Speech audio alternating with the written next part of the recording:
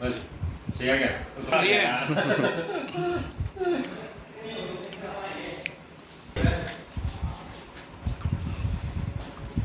हो गया।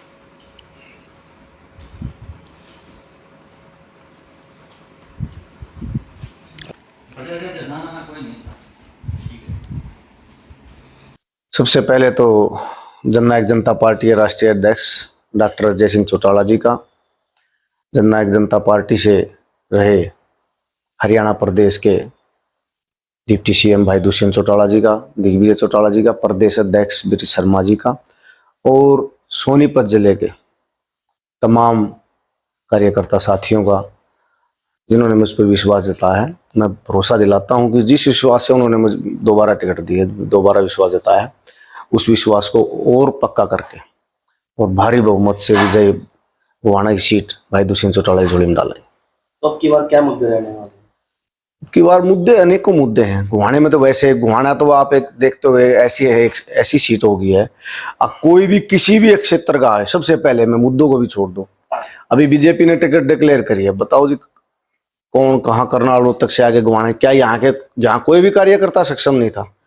जिन साथियों ने बीजेपी में दिन रात मेहनत करके 5 साल तक बीजेपी को ऊपर उठाया, आज एक भारी कैंडिडेट को लेकर उतार दिया। हर साल कांग्रेस भी यही काम करती है। मतलब गोहाना की सीट तो ऐसी होगी, कोई भी कहेगा भी और यहाँ लेकर बैठा दे। तो सबसे बड़ा मुद्दा तो ये हो गया, तो एक ट्रेंड बना दिया हर एक पार्टी ने, तो गोहाना की जनता आपकी बार समझेगी और वो अपने बेटे को और अपने भाई को आशीर्वाद देकर भेजेगी, इन भारियों को भगाएगी यहाँ से। कहीं ना कहीं पिछली बार भी दावे किए गए थे, उस समय शहर की थी, आप चौथे नंबर पर रहने का काम है। पिछली बार का जो आप वरिष्ठ पत्रकार साथी हो, आपने भी सारा कवरिंग किया, जो चुनाव था वो एक जातिगत भावनाओं में बट गया था। जिस स्थिति में हम थे, लास्ट के एक दिन ऐसा हो गया कि भाई राजकुमार सैनी ना निकल जाए, एक भारी कैंडिडेट ना निकल जाए, तो गोहाना की जनता ने एक सर जोड़ करके लास्ट के दिन एक तरफा वोटिंग करके कांग्रेस को जिताया था। सबसे पहले गोहाना की बात करें तो आपकी पार्टी ने सबसे पहले आपको उतारने का काम किया जी। किसी पार्टी ने नहीं, उसके बाद ही बीजेपी ने। देखिए, ये तो दुष्यंत चौटाला जी का मैं धन्यवाद करूंगा, उन्होंने मुझ पर विश्वास है और हम सताए भी हैं। मैंने 2010 में राजनीति शुरू करी थी। 2010 में ब्लॉक समिति के चेयरमैन बने, बड़े बुजुर्गों के आशीर्वाद से, जब तक इंडिपेंडेंट थे। हमने 16 अगस्त 2011 को पार्टी ज्वाइन की। उसके बाद से पहले आईएनएलडी थी, आईएनएलडी से ही निकल के जननायक जनता पार्टी बनी।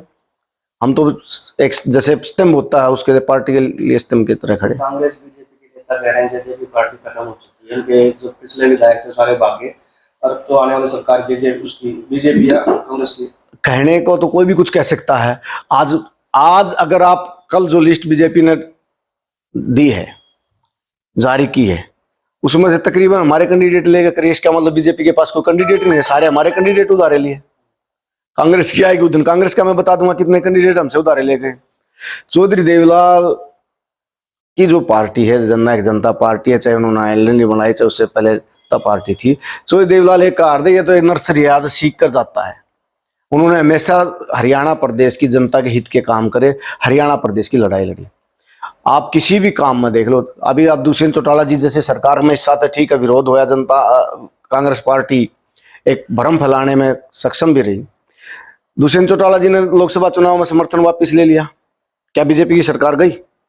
जब तक वो सरकार में बैठे थे, हरियाणा प्रदेश में आज भी 3000 बुढ़ापा पेंशन है, किसी और राज्य में क्यों नहीं? ये दुष्यंत चौटाला जी देन है, क्योंकि वो किसान कमेरे की बात को समझते हैं, गरीब आदमी की बात को समझते हैं। चौधरी देवलाल के पसीनों पर चलते हैं। ये लड़ाई लड़के तो वो 3000 करा पाए, नहीं तो अन्य किसी भी राज्य में तो बताओ। ऐसी 75% की बात थी। 75% का जो हरियाणा प्रदेश के युवाओं के लिए रोजगार का जो कानून लाए थे, लड़के बनवाया, चलो आज वो सुप्रीम कोर्ट में है, लेकिन उसकी पैरवी कर रहे हैं और एक दिन उसको मनवा के मानेंगे। ऐसे ही आप किसान की बात कर लो, दुष्यंत चौटाला जी ने जब तक लोकसभा से चुनाव से पहले एक भी मंडी तोड़ी हो, हर किसान के खाते में फसल बिकने के 24 घंटे के अंदर पैसा चला जाया करता। अब की बार क्यों नहीं कहा जी? क्योंकि किसान कुमारे का बेटा राज में बैठा था और जनता की बात को करता था, वही मुद्दे लेकर के हम जाएंगे।